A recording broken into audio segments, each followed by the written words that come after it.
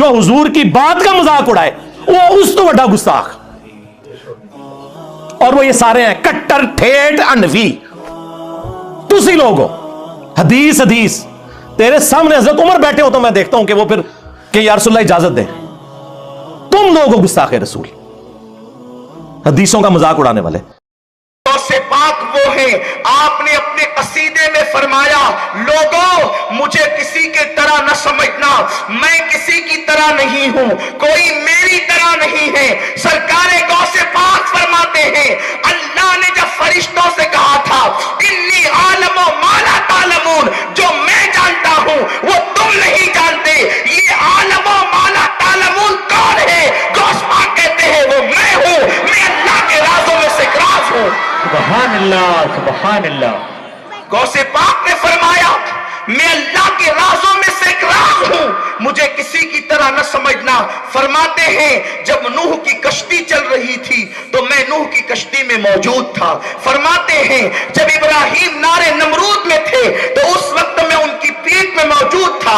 جب حضرت اسماعیل کی گردن پر چھری تھی تو میں ان کی پیشانی میں موجود تھا. سرکار غوث پاک فرماتے ہیں اللہ نے مجھے وہ مقام عطا کیا، وہ راز عطا کیا، وہ شان عطا کیا، وہ مرتبے عطا کیا، وہ بزرگی عطا کیا کہ اگر میں اپنے راز کو پہاڑ پہ ڈال دوں تو پہاڑ ریزہ ریزہ ہو جائے، اگر میں اپنے راز کو آگ پہ ڈال دوں تو آگ بجھ جائے، اپنے راز کو سمندروں پہ ڈال دوں تو خشک ہو جائے، اپنے راز کو مردے پہ ڈال دوں تو زندہ ہو جائے، اور زندے پہ ڈال دوں تو مردہ ہو جائے.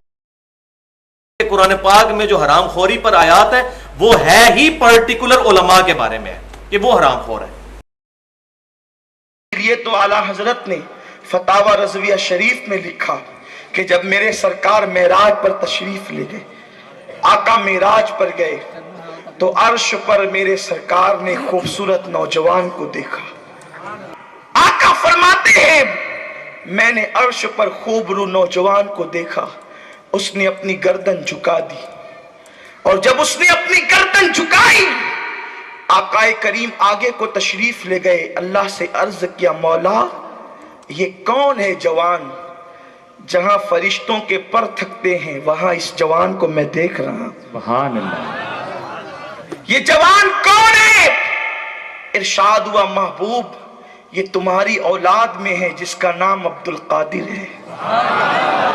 جو شان ہم نے تم کو نبیوں میں عطا کی ہے وہ شان ہم اس کو ولیوں میں عطا کریں گے. سبحان اللہ. آپ نبی الانبیاء ہیں، یہ ولی الاولیاء ہوگا. میرے سرکار کے ہاتھ اٹھ گئے، مصطفیٰ کریم کے ہاتھ اٹھ گئے. عرض کرتے ہیں مولا اس نے میرا قدم اپنی گردن پہ لیا ہے، ساری امت کے اولیاء اس کا قدم اپنی گردن پر لیں گے. جھوٹ ہے، سب جھوٹ. کبھی بھی وہ نہیں کہہ سکتے قصیدہ غوثیہ جو ان کی طرف منسوب ہے نا، یہ بالکل جھوٹی حکایات جو ان کی طرف منسوب ہے ان میں سے. انہوں نے اپنی کسی کتاب میں نہیں کہا، صوفیہ والے اس کو لے کے چل رہے ہیں، اور عجیب و غریب قسم کے وہ ایک لوٹے والا واقعہ بھی ہے بیان کرتے ہیں. تو وہ یہ سب کچھ فضول قسم کے واقعات ان کی طرف.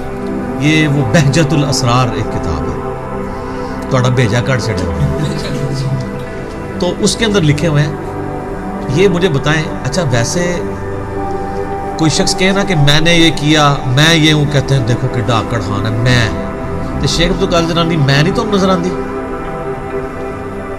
میرا پاؤں تمام اولیاء کی گردن پہ ہے، یہ میں نہیں تو نظر آندی. ادھر کہتے ہیں سبحان اللہ. دیکھا آپ کو فرق؟ بابا کہہ رہا تو سبحان اللہ، کوئی اور کہتے ہیں میں. سر بابا بھی نہیں کہہ سکتا، نبی علیہ السلام نے کبھی یہ نہیں کہا. آپ علیہ السلام عارضی کا اظہار فرمایا کرتے تھے. تو یہ بالکل جھوٹے واقعات ہیں. انہوں نے کہیں نہیں کہا کہ تمام اولیاء کی گردن پہ میرا پاؤں ہے. اور شیخ عبد القادر جیلانی رحمۃ اللہ علیہ کو تو چھوڑ دیں، اعلیٰ حضرت تو لکھا ہے کہ اولیاء اللہ کے سردار تو حضرت ابوبکر صدیق ہے. تو ان سے ذرا پوچھیں کہ حضرت ابوبکر کی گردن پہ بھی پاؤں ہے؟ وہ آپ دیکھ لیں. ہاں وہ کراچی کے ایک مولانا نے کہا ہے کہ بڑا عرصہ سوچتا رہا کہ اولیاء میں تو صحابہ بھی داخل ہیں تو ان کی گردن پہ پاؤں کیسے ہے. تو اس کا حل مجھے مل گیا. انہوں نے کہا چھوٹے بچے کو جب یہاں پہ سوار کیا جائے نا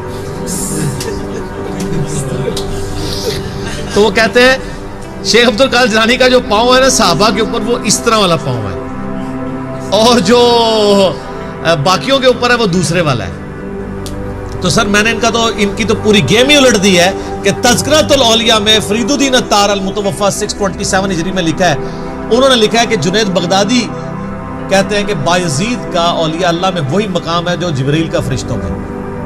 تو سر جنید بغدادی تو پردادا پیر ہے عبد القادر جیلانی کا. تو پردادا پیر کہہ رہا ہے. آپ پتہ ہے شیخ عبد القادر جیلانی کس سلسلے میں بیعت ہے؟ جنیدی سلسلے میں. قادری سلسلہ تو ان کے نام سے چلا نا, جس طرح الیاس قادری صاحب آئے تو عطاری سلسلہ شروع ہو گیا. لیکن اگر آپ پوچھیں کہ عطار صاحب خود کس کے ہیں تو وہ کہیں گے قادری رضوی. تو عبد القادر جیلانی تو خود جنیدی تھے, اس لیے کہ وہ جنیدی سلسلے کے. کشف المحجوب میں جو تصوف کے 12 فرقے ہیں ان میں ایک جنیدیہ بھی ہے.